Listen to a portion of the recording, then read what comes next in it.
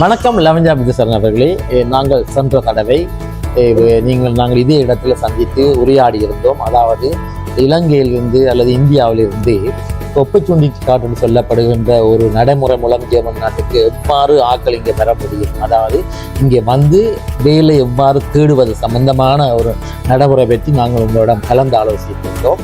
இதே போன்று ஒரு வேலையை பெற்று ஜெர்மன் நாட்டுக்கு எவ்வாறு வர முடியும் என்பதை பற்றி நாங்கள் மேலோட்டமாக சில விடயங்களை உங்களிடமிருந்து பெற்றுக்கொண்டோம். இந்த இவ்வாறு உங்களிடமிருந்து பெற்றுக்கொண்ட விடயத்தை நாங்கள் எங்களது யூடியூப் தளத்தில் நாங்கள் பதிவேற்றியிருந்தோம்.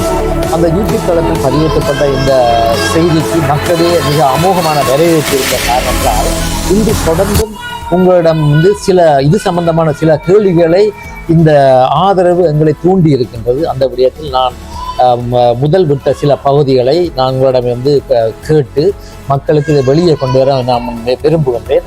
அந்த வகையில் நீங்கள் சென்ற தடவைகள் அந்த ஆப்பர்ச்சுனிட்டி கார்டு பற்றி சொன்னீங்க. அந்த ஆப்பர்ச்சுனிட்டி கார்டை மூலம் ஜெர்மன் நாட்டுக்கு வருவது என்று சொன்னால் அந்த பண விடயம் எவ்வாறு காட்ட வேண்டும் என்பதை பற்றி மேலோட்டமாக கதைத்திருக்கிறீர்கள்.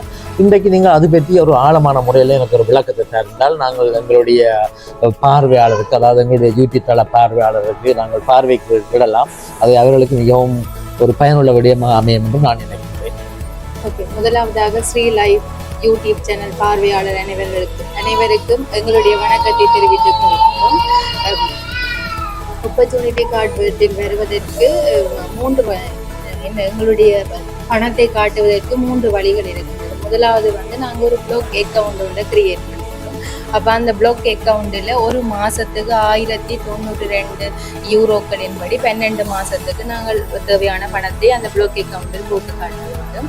அப்படி அதற்கான வசதி இல்லாதவர்கள் அவர்களுக்கு ஜெர்மனியில் உறவினர்கள் இருந்தால் அவர்களுடைய செலவுகள் போக மீதி 1092 யூரோ ஒரு மாதத்துக்கு மிஞ்சி இருந்தால் அதை வைத்து அவர்கள் ஸ்பான்சர் பண்ணலாம்.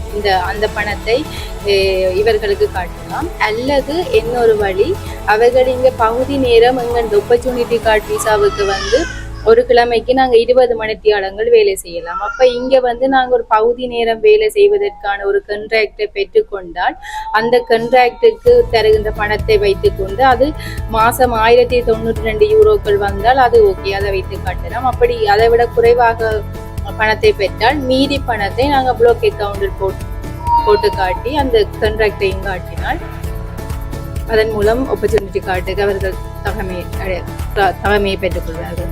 அதாவது நிதி அடிப்படையில் அவர்கள் தகமை உடையவர்களாக கருதப்படுவார்கள். அதில் நீங்கள் குறிப்பிட்டீர்கள் இந்த ப்ளாக் அக்கௌண்ட் என்பதை பற்றி. இந்த ப்ளாக் அக்கௌண்டை பற்றி நீங்கள் கூறும் பொழுது அந்த ப்ளாக் அக்கௌண்டை அன்பீட்டிங் பண்ணுறது, ஜெர்மனில் யார் அதை ஒஃபர் பண்ணுறது, எங்கே அந்த ப்ளாக் அக்கௌண்ட் எடுத்துக்கொள்ளலாம்ன்றது முதலாவது.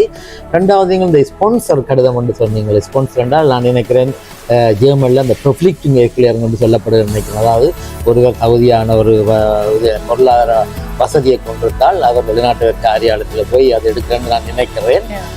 மற்றது பகுதி நேர வேலையை பற்றி நீங்கள் கூறியிருந்தீர்கள். அந்த தலையங்கத்துக்கு நாங்கள் தொடர்ந்து வருவோம். இந்த ப்ளாக் அக்கௌண்ட் இங்கே எவ்வாறு எடுக்கலாம் என்பதை பற்றி இருக்க சொல்லுங்களா? இந்த ப்ளாக் அக்கௌண்ட் முழுதாக ஆன்லைன் ப்ராசஸ் தான். இப்போ இந்த ப்ளாக் அக்கௌண்ட் ப்ரொவைடர்ஸ் நிறைய பேர் இருக்கணும். ஆனால் கூடுதலான வைட்லி ரெகக்னைஸ் ப்ளாக் அக்கௌண்ட் ஃபின்டிவா.